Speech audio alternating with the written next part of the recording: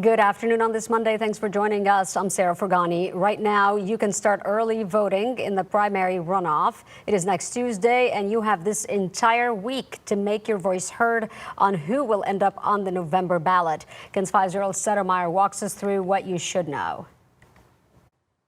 There are several big races San Antonians need to think about in the May primary runoff. The first one we'll dive into is the U.S. Senate Republican runoff between Ken Paxton and incumbent John Cornyn. Cornyn and Paxton were seen campaigning in different parts of Texas on Friday, and CBS News says more than $20 million have been spent between both men in campaign advertisements. According to a poll from the University of Houston, Paxton is slightly ahead of Cornyn. Even though President Trump said he would endorse one of the two men, he has yet to do so, even when national media outlets asked him about this race on Friday. Another big race is who's going to replace Paxton as the Texas Attorney General. U.S. Congressman Chip Roy and Texas State Senator Mays Middleton are competing in the Republican runoff.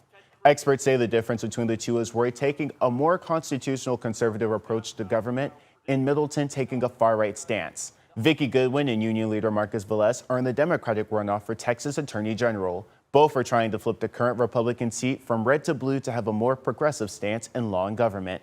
With last year's redistricting, there is now an open seat for U.S. District 35. Congressman Greg Casar currently holds this office, but he now has to run for a different seat representing more of Austin.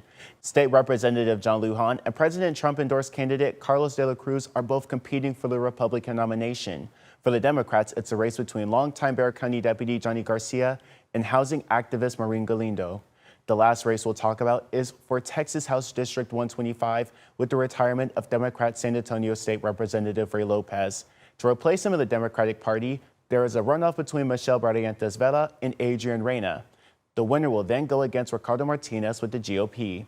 The polls are now open and go from 7 a.m. to 7 p.m. until Friday evening. Runoff election day is next Tuesday. In studio, Earl Stoudemire, KENS 5.